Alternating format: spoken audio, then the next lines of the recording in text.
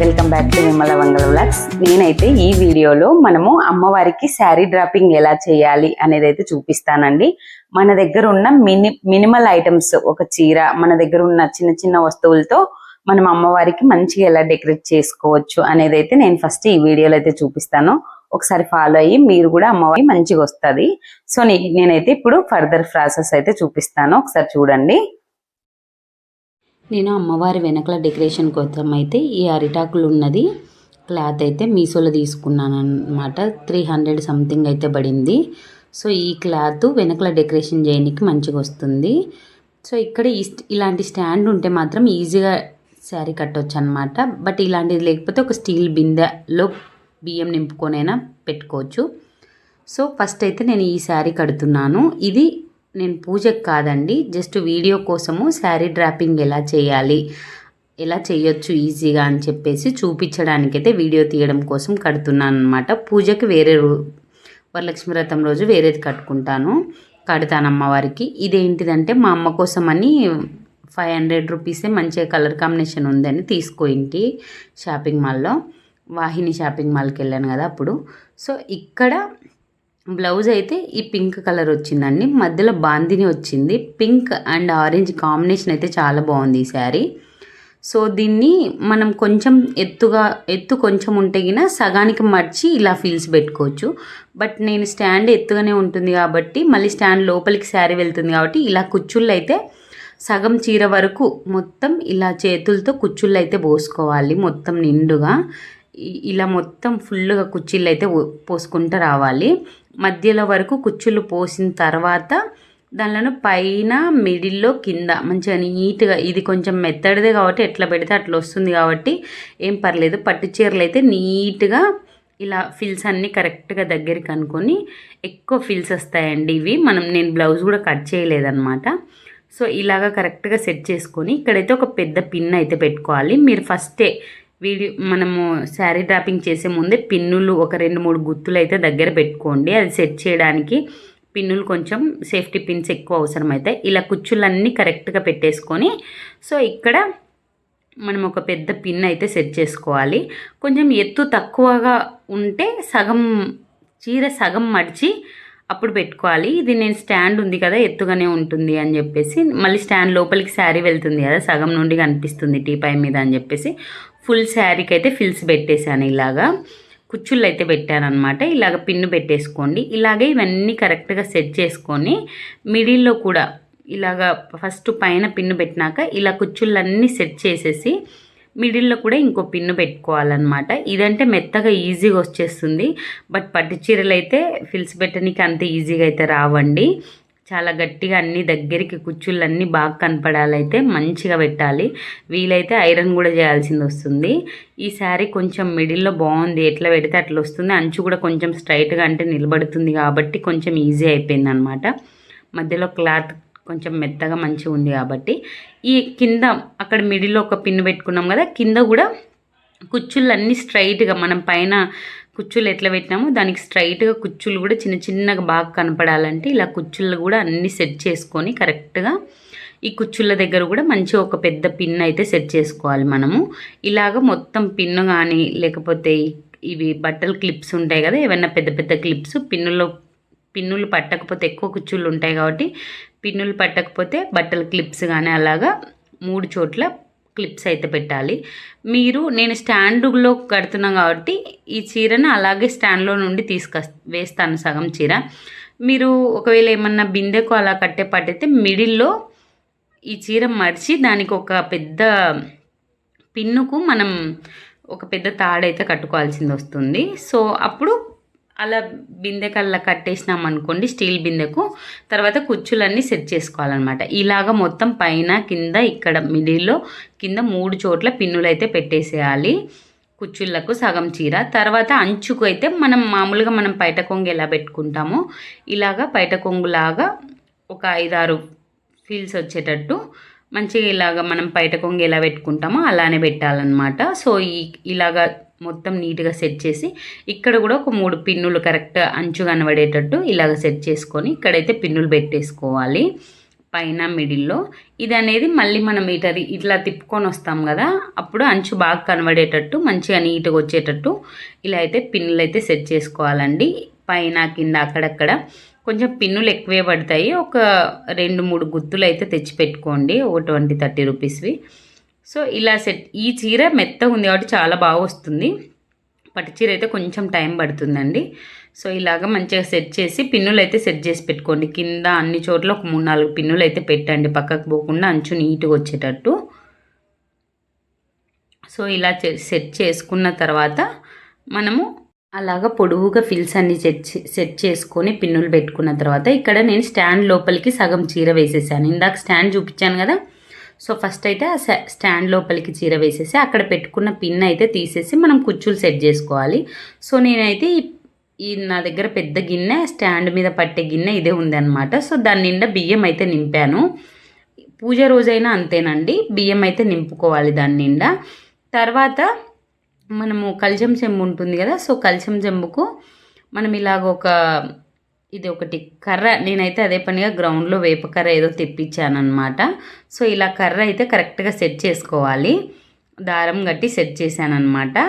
అంటే ఇప్పుడు మనం చేతులు అవన్నీ అయితే నాకు నేను కొనలేదండి. అదే పనిగా చేతులు అవన్నీ ఆ ప్లాస్టిక్వి పెట్టే కంటే నాకు ఇలాగా కర్రతోనే ఇలా చీరని ఇలా తీసుకొచ్చి ఇలా పెడతాం కదా, ఇలా పెడితేనే నాకు నచ్చుతుంది అనమాట. నేను ఎప్పుడు వరలక్ష్మి వ్రతం చేసుకున్నా కూడా నేను ఇలాగే కడతానమాట శారీ.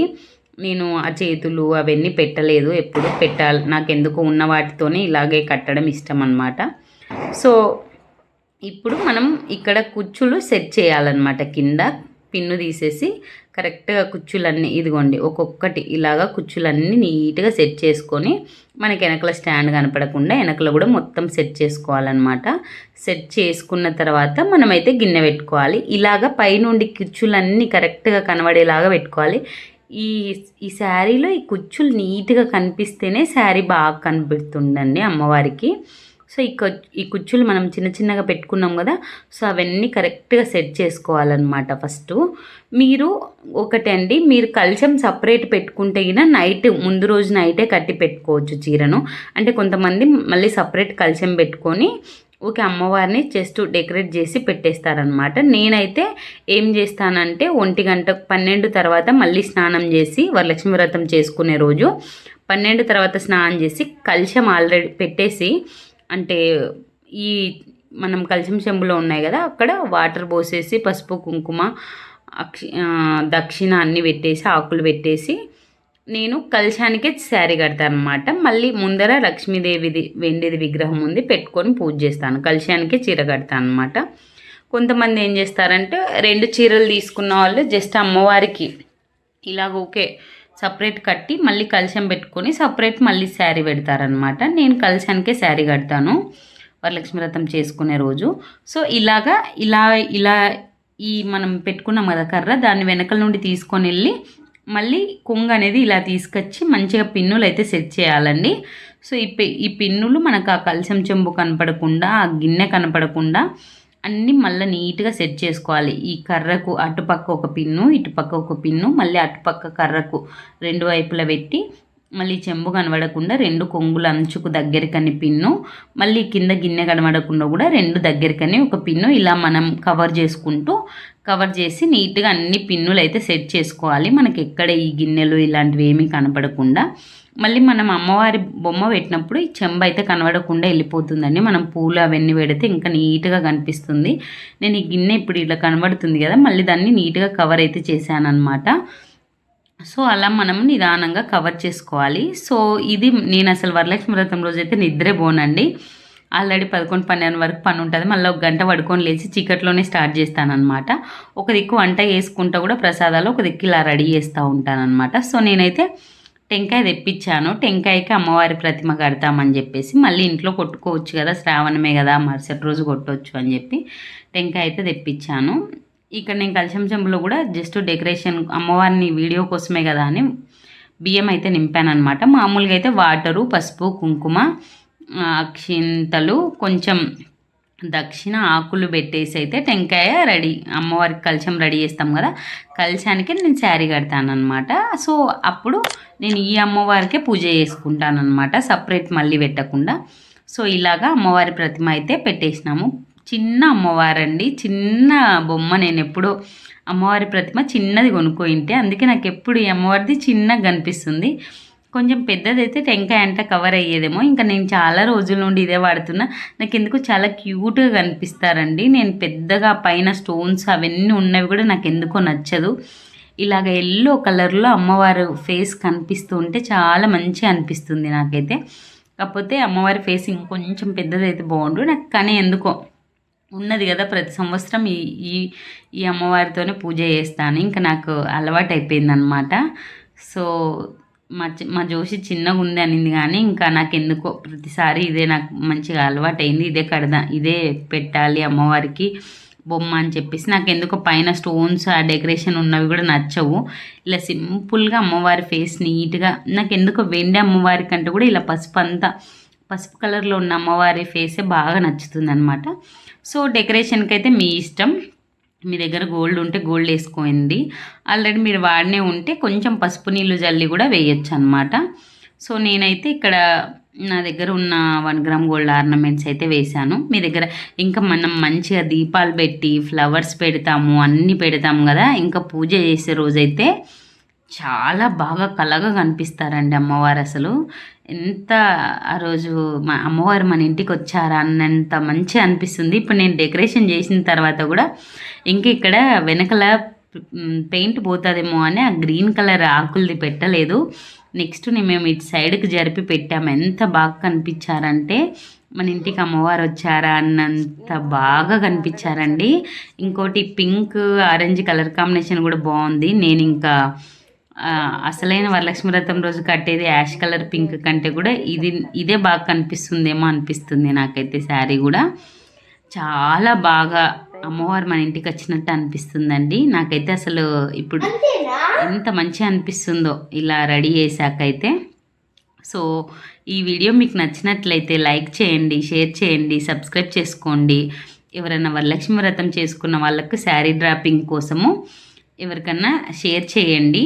అంటే మీ రిలేటివ్స్కి కానీ ఫ్రెండ్స్కి కానీ వరలక్ష్మి వ్రతం శారీ డ్రాపింగ్ చేస్తూ ఉంటారు కదా, ఆల్రెడీ చేసే వాళ్ళకు వచ్చు, కొత్తగా చేసుకున్న వాళ్ళకైతే ఈజీగా ఉంటుంది. ఒకసారి అయితే వాళ్ళకి షేర్ చేయండి. వీడియోని లైక్ చేస్తే ఇంకొంతమందికి యూట్యూబ్ చూపిస్తుంది. సో వీడియోని అయితే లైక్ చేయండి, సబ్స్క్రైబ్ చేసుకోండి. ఆ పెయింట్ పోతుంది అని చెప్పేసి ఇటు పక్క అయితే బ్యాక్గ్రౌండ్ అయితే సెట్ చేసామన్నమాట. బ్యాక్గ్రౌండ్ సెట్ చేసినాక ఎంత బాగుందంటే చాలా బాగుందండి. మీషోలో ఒకసారి ట్రై చేయండి, ఇది బాగుంది బ్యాక్గ్రౌండ్ది.